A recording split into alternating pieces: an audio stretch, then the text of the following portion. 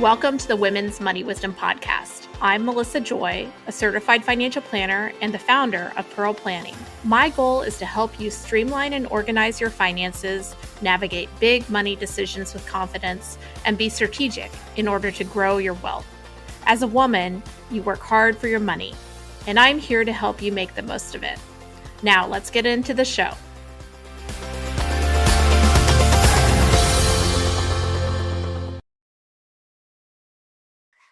Welcome back to the Women's Money Wisdom Podcast. There's a few guests that we have on here more frequently than most, and today I'm thrilled to be joined by a fellow certified financial planner who might be our most frequent guest, Ann Garcia. Ann is an expert on how to pay for college for your kids. In fact, that's the name of her book, How to Pay for College. And she's also a practicing certified financial planner who advises families on all sorts of things, including paying for college. Welcome back to the podcast, Ann. Thank you so much for having me back. Well, I just appreciate the excuse to catch up with you. We're friends as well, but there's a lot of new news on the landscape when it comes to ways to save for college. And also, we have this brand new account type, the Trump account. And so I thought it would be great because those Trump accounts actually are not yet investable, but near to be investable. And so I thought we could bring in our resident expert to talk about everything you need to know about Trump accounts and then a little bit more about the college savings landscape nowadays. So here you are. Thanks for coming. My pleasure. Okay, so you already have established yourself for our repeat listeners as our expert when it comes to college. Now we have this new account type. Can you tell us what it is and what it means to the best of your knowledge thus far? Yeah, and these are a little new, so it's likely that some of the details will change over time. But the Trump account is it's what's called a 530A account, and that is a form of IRA that you can open for a child who doesn't have any earnings. So for a typical IRA, in order to make contributions, you have to have earnings. But for these, anyone under age 18 can receive contributions. Okay, So the way go ahead. the way the accounts work is families can contribute, and then there are also some government and foundation contributions. So any child born in 2025 or 2026 who opens the account will get $1,000 deposited on their behalf into the account. In addition, the Dells have committed to contributing $250 to every account for a child who lives in a child 10 and under who lives in a zip code where the median household income is $75,000 or less. And then there have been some other intent to give. So there's maybe over time going to be some money that's there on the table if you administratively can pull it together to get the account open. Do the accounts automatically get funded if the parents don't establish the account? You have to establish the account in order for it to get funded. But if you establish the account, you will automatically get all the funding that you're entitled to. So once you've established the account, you do not have to go and request the $1,000 that the federal government is contributing or the $250 that the Dells are contributing. You just have to have the account open. And it's pretty straightforward to open it. I know when this runs, it'll be past tax season. You can file the form when you file your taxes. And in fact, when you did your taxes, if you had an eligible child, chances are good that your CPA asked you to complete the form. But it's just IRS form 4547 that you file in order to open the account. And I know in some parts of our local county, there is eligibility for the Dell contribution. Is there an easy way to look that up? You can just look up household income for your zip code, and there's a census webpage that it will take you to that tells you that. I mean, the majority of households are going to be eligible. So this has nothing to do with your own family's income. It has to do with your zip code's average income. Got it. And I assume that free money that would would otherwise not be there is, at least to me, a good thing. Absolutely. How about for you? Yeah, absolutely. I think you should take all the free money that you're eligible for. Now, these accounts, there's some unique features to them. So, they are technically an IRA, which means that they are for retirement. What happens is you can fund it up until the child is 18. When they turn 18, it just converts to a traditional IRA. Got it. Um, and at that point, a traditional IRA, you can take contributions out when you're 59 and a half or older. However, there are two exceptions for these accounts. The first exception is to pay for college, and the second exception is purchase of a first home. Got it. So these kids, babies today, are going to have automatically have funds that are gonna be theirs that they can do what they want with, but in order to avoid a penalty, they will need to use it in, contemporary sense of an 18 to 22-year-old, either to pay for college or to buy a house. Otherwise, it's kind of a retirement fund with a Otherwise, it's penalty a if you retirement exit. fund. Yeah, otherwise it's a retirement fund. And now the thing to remember about these accounts, and this comes into play when you think of, do I put my own money into that? Because that's a different question from, do I open the account? Open the account, take the free money that you're entitled to. When it comes to putting your own money in, it's really important to think about what you're actually going to use this for. Now, one of the challenges with using this as a college savings account is that a child who's a dependent on your tax return is going to be subject to the kiddie tax if they take money out of this account, barring changes in tax legislation. So this is pre-tax money, and and dependents are not allowed to have too much unearned income. Otherwise, if they're above a certain threshold, which is about $2,500, then that money gets taxed at their parents' rate. So that makes it not such a great account for college savings. And just for reference, I think that kiddie tax also applies for your UTMAs and UGMAs if Correct. there's enough taxable events, which is an entirely additional conversation, but just something to keep in the back of your mind. Yeah. Yeah. So this is not the account that you want to load up to pay for college. Two reasons for that. One being the kiddie tax, but the other being that it's taxable income when the person takes it out, even if they're not subject to the kiddie tax versus a 529, which is tax free. So, that $1,000 initial deposit is probably going to be worth, depending on how it's invested, about $3,500 when the kid is college age. Now, if they take that out and it's taxed at your rate, you might have $2,500 ultimately to spend for college. If you put $1,000 into your 529 and it's now $3,500, you have $3,500 available to pay for college. Got it. For the FAFSA funding rules as are stated today, would this money be considered the same in terms of the ability to fund college when it's in the kid's name as a 529 asset? No, because it's a retirement account, it wouldn't count as an asset, but when you take it out, it counts as income. Got it. And then what are the Income contribution is limits? much more income Yeah. is much more significant on the FAFSA than our assets. Understood. So what are the contribution limits then? We've said what you may receive, not from family money, but what additional limitations are there if you were saving in all of the other places, which we're going to talk about in a minute? Like, where do we put this on the ranking of where you want to put money? Um, Yeah.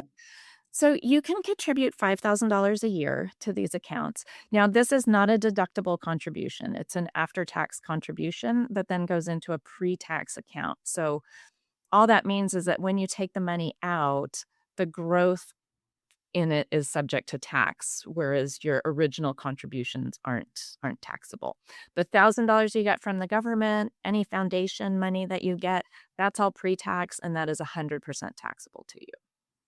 And one similarity I see between this program, or just an echo, in 529s, each state kind of deems certain financial institutions to be their guy or girl for the financial institution that they'll set up their 529 accounts. It's not only always only one. Oftentimes there's an advisor sold 529, which compensates financial advisor, as well as one that's direct sold. Um, in the federal Trump accounts, there are certain financial institutions that will receive the right to offer these accounts. Is that correct? That is correct. Now the accounts don't get opened until July 4th of this year, so I have a feeling there's gonna be a lot of different, Figuring out. um, you know, if we told you who was doing it now, it might be a completely different list by then. Yes. So certain institutions have initially been named recently, but this is an evolving process and story. And Yeah. similar to, like uses of 529s, the ability to I think of the ability to convert 529s to Roth. It's sometimes some of the rules and how things work are a figure out as you go because it is a new program. And so oftentimes there will be, kind of new interpretations, new guidance, etc. And so you need to sometimes be comfortable with an answer is, we don't know yet. Yeah. The important thing is that the main investing rules in this is that it has to the accounts can only use low cost, broadly diversified funds. So you can't invest in crypto, you can't invest in alts, you can't invest in individual Stocks. stocks. Yeah. It's going to be like a 401k or a 529 where there is a set investment menu. And we like that, I think. I think simplicity is really a virtue in financial things. So I'm sure because you are the college financial expert and thus also, like money and kids investment accounts, you're getting asked, what do you think about these accounts? So what are some of the bullet points of, kind of how you're thinking about the accounts and how you're telling other people who may have children eligible for these accounts to think of them? Yeah. So I think a couple of things. One is take all the free money that you're entitled to. Like we were saying before, Yeah. free money is free money. If your child was eligible for the $1,000 initial deposit and they left it there until they retired, when they're 65, that's going to be something like 80 to $100,000 that they'll have if they just left it alone and let it grow. If they're going to buy a house when they're 30, maybe it's maybe it's $15,000. Maybe it's $10,000. It's not going to be a significant amount of money for college. And again, as a college student, there are limitations in the withdrawals.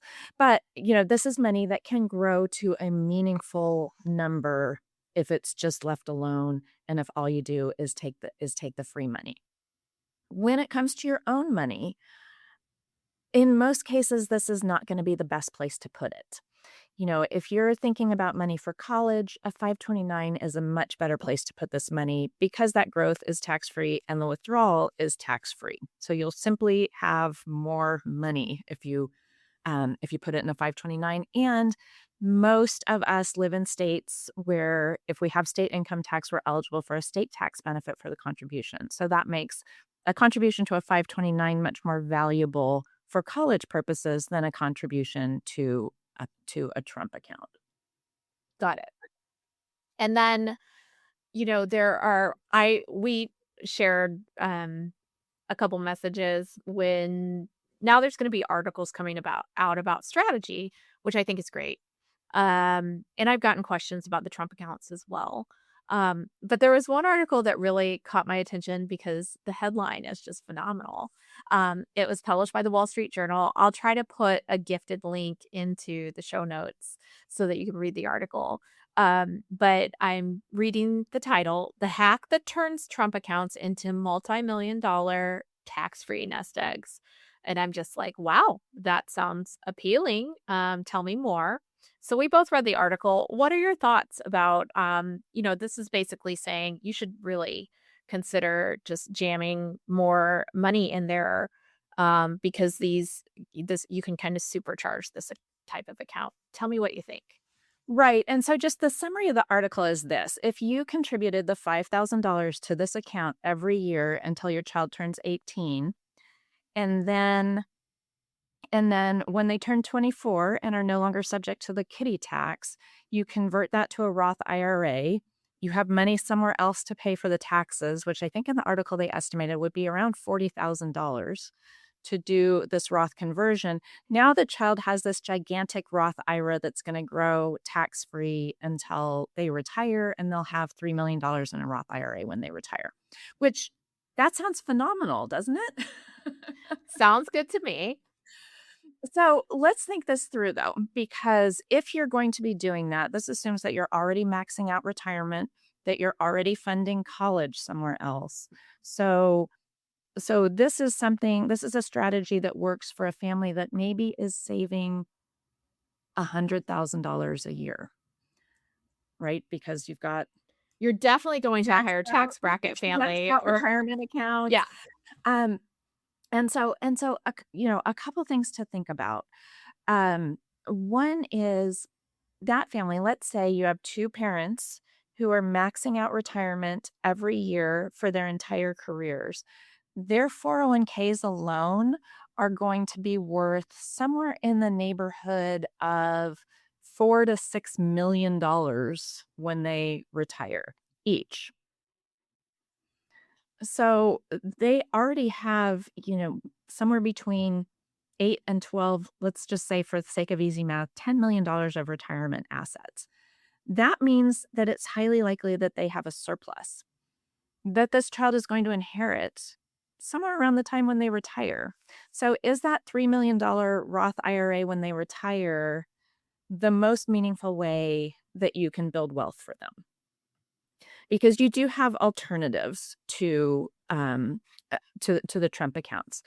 You could fund a UTMA account for the child. You get that same growth. If you're doing $5,000 a year into a UTMA account, when the child's 24, 28, 30, if they wanted to buy a house, all that money is available to them then. If they wanted to take time off when they have kids, that money is available to supplement their income. That money can also be set aside for the long term if they choose to do so. You can also, as part of that strategy, as soon as they start working, instead of funding the UTMA, then you start funding the Roth IRA, and then you start building up those Roth assets at an early age where they can compound and grow for decades at a time. Any of these strategies don't involve paying $40,000 in taxes when they're 24 to convert these assets into Roth, and they give the child a far higher level of flexibility with that money. So I think when you're thinking about, okay, I want to save for long term for my child, think about the points in their life when that money is going to be most meaningful. What are the things that you most want to help them do? Do you want them to have $3 million at a time when you're not going to be around to enjoy it with them, most likely? And where they're probably going to be receiving other assets from you? Or do you want them to have meaningful amounts of money over the course of their adulthood that can be used for a variety of purposes or set aside for retirement? I love that analysis, and I think obviously there's a level of complexity where, just each point of optionality along the way, I'm thinking, okay, if you're gifting to your kids otherwise, there is a limitation on how much you can gift without exceeding many of these strategies, and this one in particular is definitely most likely set up for families in, the at least the top 5% in assets or income, for the typical American, and so every great idea has a place, I think. And also there would be some serious considerations about alternative strategies in some cases. And also beauty is in the eye of the beholder. So some people may absolutely love these Trump accounts. And for others, there may be a preference for different strategies. Yeah. But I mean, one of the things to think about with the Trump accounts is they will generate future tax revenue. And so you don't get a tax savings now. Do you want to create a tax liability for your child in the future? Which is also something to consider because, you have the Congressional Budget Office whenever you're doing analysis of any sort of, budget implemented policy, and so that had to be a factor and consideration in how the accounts were set up. Absolutely. Okay, so there's also been another attention-grabbing headline if you're a nerd on finance like me. The other one that we've recently People in our discussed. world talk about this all the time, right? Yeah. Is, a recent article, which I'll also try to have a gift link. It was published March 31st in the Wall Street Journal. The financial planning expert who's boycotting 529s for his kids. And it features conversations about David Blanchett and his personal financial strategies for himself and his kids. He's a well known financial planning expert who I have always found to be informative when it comes to, planning strategies. I think he really knows what he's doing. But I have some strong opinions about this article in particular. Did you read the article? I did, yeah. So he's basically laying out like, "Hey, I want optionality and I'm not sure if we'll need 529 savings, and we also may choose to invest in my wife's entrepreneurial veterinary practice. I just want to have choices as to where I put my money. And so I'm not saving in 529s. And even though I know what they are, and I'm a financial planning expert, which is great point of view. And then it compares with his brother who is saving in 529s, and I think it's a great read. Yeah, Um, yeah. I think stuff like this, it's really helpful for how you think about what you're doing with your money. yeah, It's not necessarily what you wanna do with your money. Because to me, there was a giant red flag in that article, and that was where he talked about, "We might use it for my wife's veterinary practice." yeah. Well, so let's say you do, what's left for college?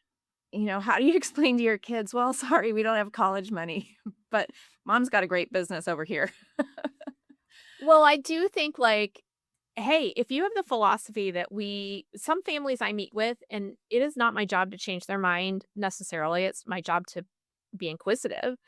Some families absolutely say we had to sweat equity was what got us through school. We did take out student loans, and philosophically, I'm opposed to planning to pay for my kids' school. And sometimes there's two members of a household, two financial decision makers with differing views on how much you should pay for college. That is a really important conversation to have up front. Mhm, So, not everybody is going to have the same philosophy. I think both of us have a philosophy that is like, if you have the opportunity to prepare to pay, then why not plan? But the thing that stuck out to me too is like, I would give that advice with a huge grain of salt because David has all of the tools to assess the risks of putting money into different pools and the optionality that, and he literally had a class. knows or has a higher probability of it's more probable that if he intends to set aside money elsewhere, that that money ends up being set aside elsewhere versus the average American, where if you don't intentionally make the time and space to save for college, when that bill comes up, you do not have room in your household budget to pay for it. So, 100%. Yep. I just like a retirement account, if you don't start, saving early, I get why if he came into my office and said, "This is my plan and this is why," I would be like, you do you because you know the cost benefit analysis, and we Yeah. might, discuss And some my options. job is along the way to make sure that that portion that's supposed Yeah. to be for college remains there and accessible to your kids. Yeah, and if you're working with a financial planner, they are in all likelihood, showing you in software a future liability for your intention to pay for college. And they are having that conversation along the way if you're not preparing for it. But I think for the typical American or even perhaps the typical Wall Street Journal reader, there is not nearly as much probability that you would end up having the pools of money that you anticipate you would have Mhm. to figure it out later. And Yeah. so that is a huge gap in terms of the typical investor's behavior versus someone who is so steeped in the rigors of financial planning and technical financial analysis. Absolutely. And I would say a couple of things to that too. One is that I have never met a parent of an 18-year-old who regretted having money in a 529. Same. And it's I have very met plenty who regretted not having money at 529. it's very flexible. Like, there are a Mhm. lot of options, for you. Of course, the money is typically intended for college, but it actually has its own great estate planning considerations and generational wealth transfer, options, and it's actually not, like, if, the kid just ran away and never said hi again, it's not like you didn't have options to kind of claw that money back with Yeah, some it's not costs, but yeah. Well, a couple of other things about that. One is almost 70% of Americans go on to some form of formal schooling after high school. And so if you are in the cohort of Americans that has the capacity to save for college, your kids' odds of going to college are even higher than 70%. Because once you slice and dice into people who have gone to college, people who have pursued graduate degrees, each of those, you're gradually stepping up the chain of likelihood that your child does have some form of formal schooling um, after high school. The other thing is to not do it right at the start where you get the biggest benefit out of that tax-free growth is, kind of shooting yourself in the foot. I mean, the simple fact is tax-free savings like a 529 means you have more money available when the time comes to spend it than if you put it in a taxable account. so true. So, I mean, we've discussed in previous episodes, I think we both have a bias where, in our world with our clients, we've seen good outcomes when it came to 529 savings to assist with paying for college. And not every family can start to make, five to $10,000 contributions when their kids are in diapers because the cost of childcare is pretty much like approaching the cost of higher ed. Um, but I think it's kind of, the articles that we're referencing are speaking to a very small percentage of the general population, even a small percentage of Wall Street Journal readership. And so you need to take everything with a grain of salt. And as always, personalized advice, which includes, and conversations about your perspectives and your family values, as well as your personal financial situation, is always, more capable of tailoring to your needs than a general article from a Yeah. financial expert. I think too, when it comes to finance, one of the best pieces of financial advice is from Morgan Housel in The Psychology of Money. And his advice was the best investment strategy is shut up and wait. Mm. So, put your money in the account, leave it there and let it grow. And 529s are a great shut up and wait tool for investing. In You know, fact, they were built to have very low, transactions, few transactions.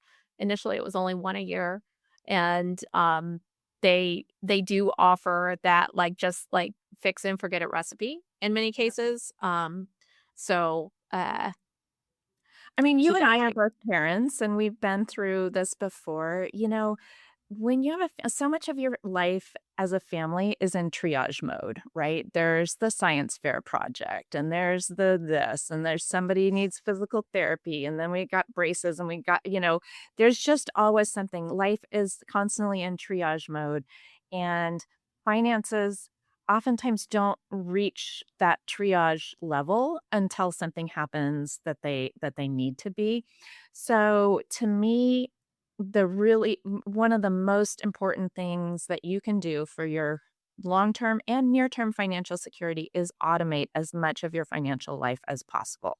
That means automate your bill pay, automate your savings, automate your 401k contributions, your 529 contributions, and all of that stuff so that that doesn't get into triage mode. Absolutely. In fact, it's the antidote to triage mode. And because I'm sure you're the same way, we're working with people who are peers who are in that messy money middle where you're caring for your parents' situation. Your kids have maybe maybe they don't need as much TLC day to day, but they're when a kid has an issue, it's a bigger issue or perhaps more costly. Then the more you simplify and have good financial hygiene, for lack of a better word, the easier it is to create space and time for the complexity where it presents itself in your life, in this stage of life. Yeah. That being said, to your original point, pick something that works for you and just do it.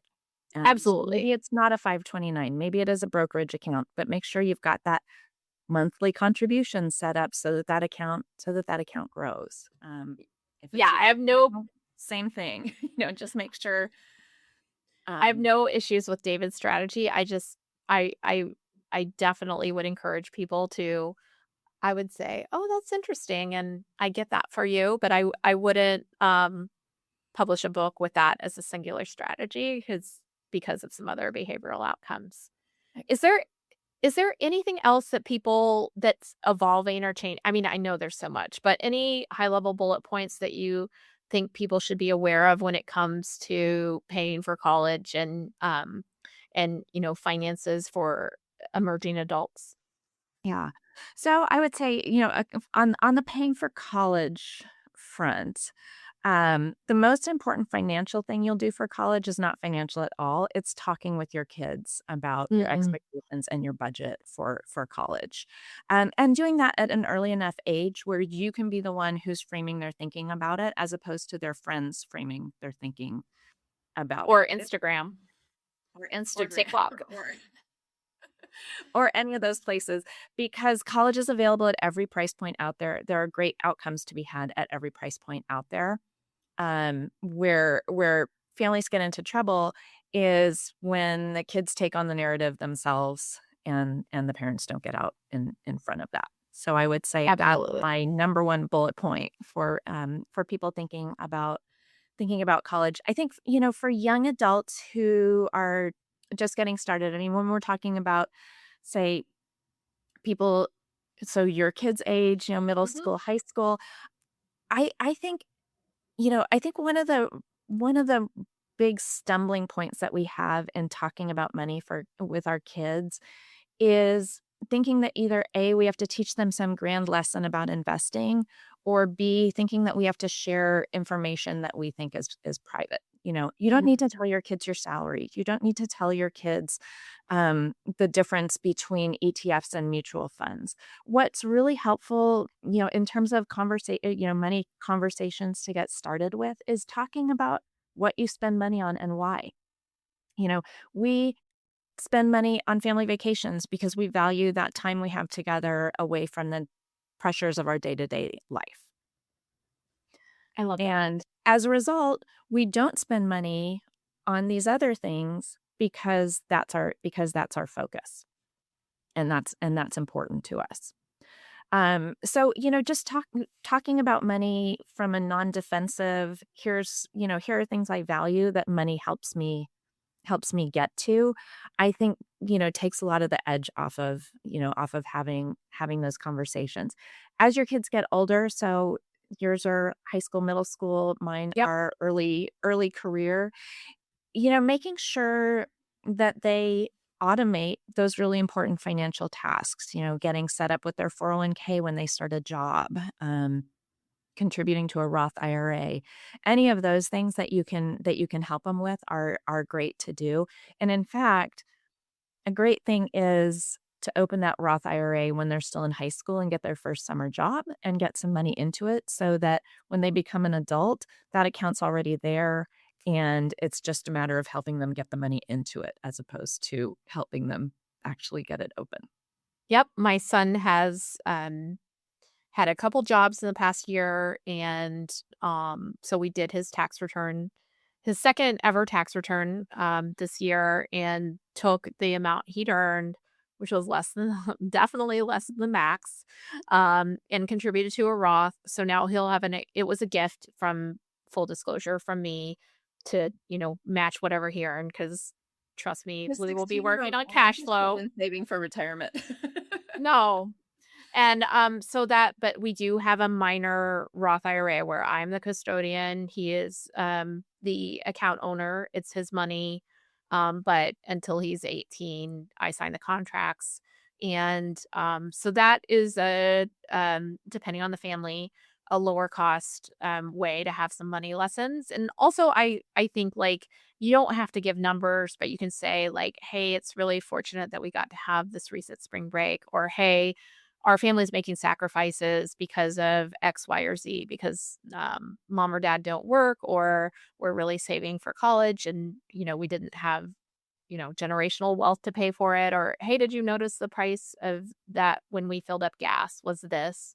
Like, there's so many little moments to integrate financial and money conversations, and every person has their strengths and weaknesses. Like, I have a kid that's great at math and, spends every dollar he makes, and I have another kid that spends less and, math's more challenging, and so, um, addressing and kind of inserting little lessons. It doesn't have to be a 3-hour lecture in order to start to share. Yeah. Yeah, and don't let those big, big things get in the way of the little things, because the little things are where we start building the knowledge and building the foundation of our future financial lives. And to me, a big part of having a healthy relationship with money is thinking about how it helps you do the things that are important to you, as opposed Absolutely. to how am I going to get the biggest pile of it. For sure. I think that money is a resource to invest in your life. Certainly, you can't have too little because that creates its own vulnerabilities, insecurities, and, there's a certain minimum threshold that you have to have. Interestingly, your minimum threshold may be different than mine. But absolutely, like teaching people to have a healthy relationship with money where it's not hoarding it and it's also not spending it recklessly is a lifetime learning lesson, right? Mhm. And balance is not about everything being level all the time. Balance is that there's ups and downs and you're able to recover from them. And gosh knows that I had plenty of my own financial lessons, so that were the school of hard knocks in my early adult era. And thank you so much for coming on again. Oh my gosh, thank you Your for having episodes me. are always so popular. How can people find you and find out more, both for college specifically, but also the services you provide for general financial planning? Yeah, two ways to find me. My website is howtopayforcollege.com. And that's also the title of my book. So either of those will get you there, and you can contact me through the website. And then I am an advisor with the Mather Group, and you can contact me there at themathergroup.com. Awesome. Well, thank you so much for joining us, and I'm sure you'll be back again with another emerging conversation on how to pay for college and the like. Always a pleasure. Thanks.